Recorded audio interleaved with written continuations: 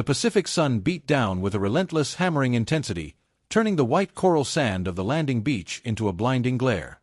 It was September 15, 1944, and the sea off the small, peculiar-looking island of Peleliu was a chaotic spectacle of American naval power.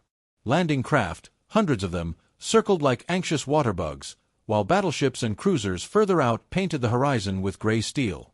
Inside these bobbing boats, the men of the 1st Marine Division, veterans of Guadalcanal and Cape Gloucester, endured a familiar cocktail of fear, anticipation, and the physical discomfort of their heavy gear. They were told this operation, code-named Stalemate 2, would be tough but short. High Command projected the island would be secured in just 4 days. They were about to discover that intelligence can be catastrophically wrong. The aerial photographs and intelligence briefings had depicted Peleliu as a typical, if rugged, Pacific island. Its most prominent feature was a series of ridges, running like a craggy spine up its center, which the maps labeled simply as the Umerbergol. To the planners, it appeared to be a formidable obstacle, but not an insurmountable one.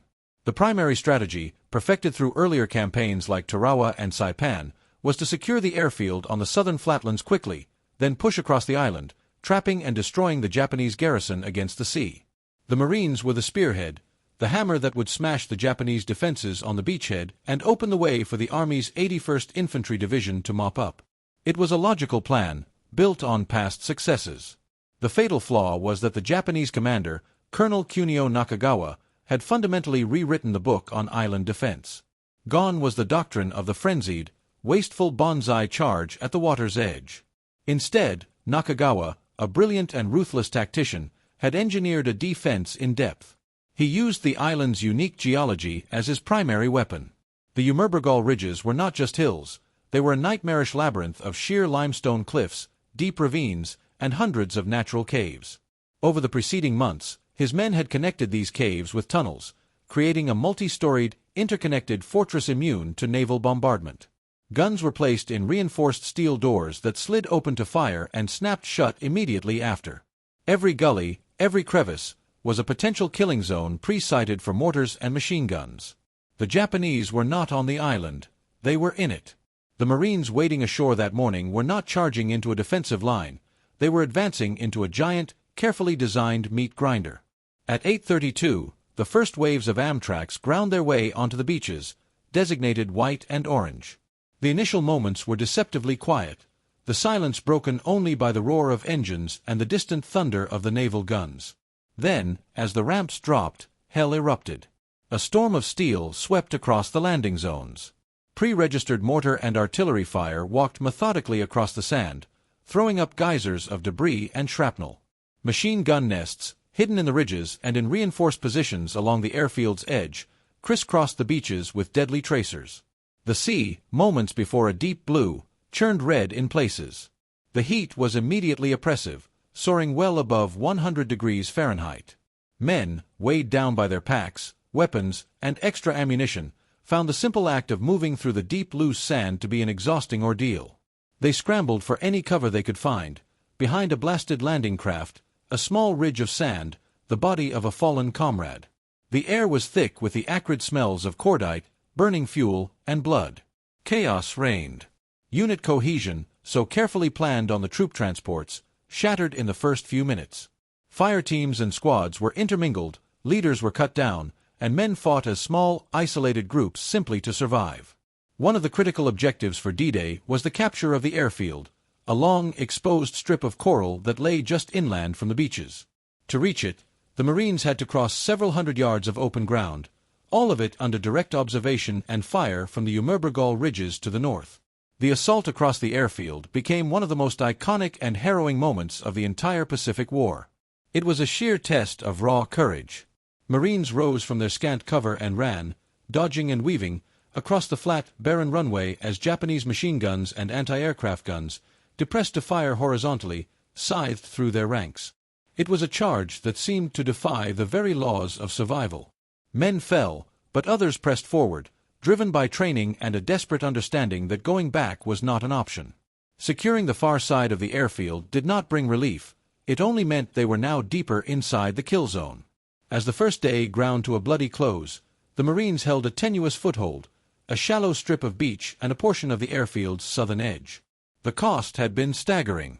Casualties were far higher than anticipated, and the expected rapid collapse of the Japanese defense had not materialized. That night, the darkness brought a new kind of terror.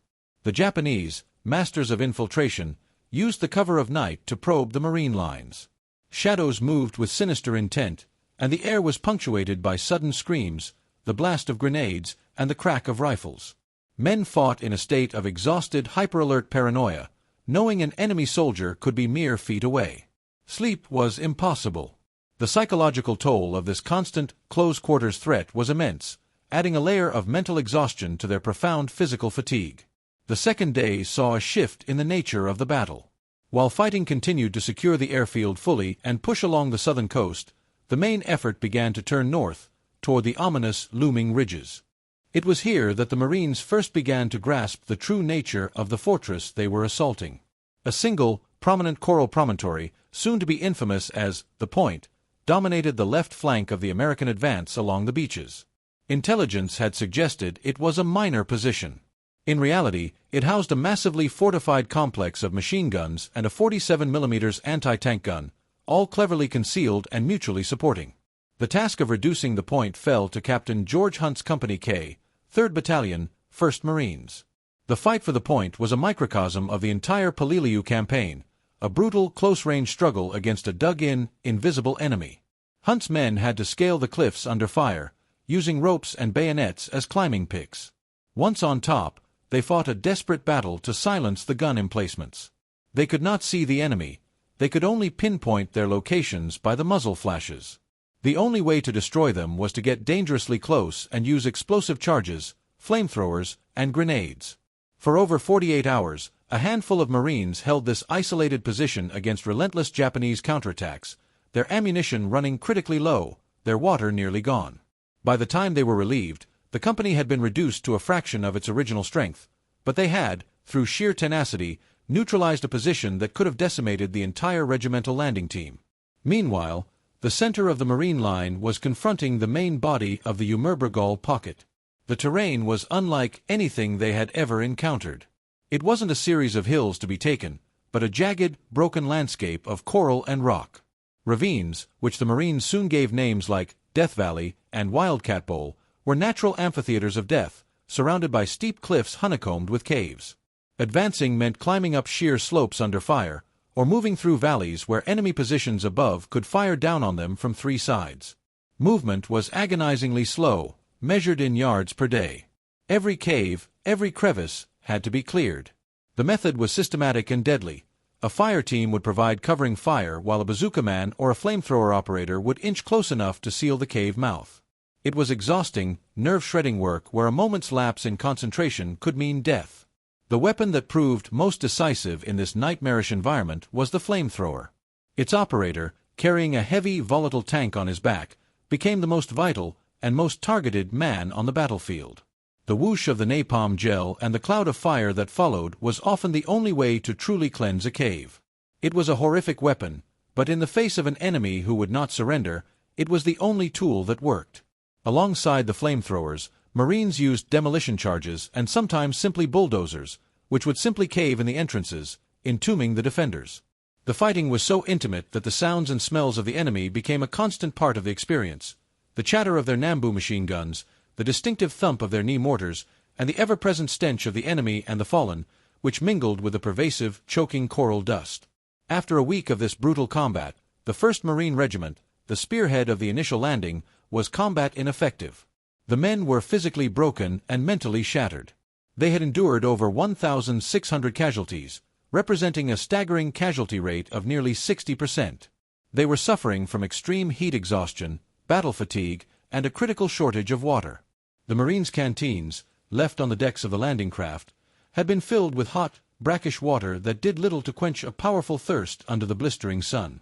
Resupply was chaotic, and the distribution of water to the frontline units fighting on the ridges was a logistical nightmare. Men were reduced to licking the condensation from their rifle barrels or drinking from stagnant, foul pools, leading to widespread sickness. The 4-day operation had become a protracted nightmare with no end in sight. The decision was made to relieve the 1st Marines. As they stumbled out of the lines, their uniforms in tatters, their eyes hollow, they were a shocking sight to the fresh army troops of the 81st Infantry Division, who were now being fed into the grinder.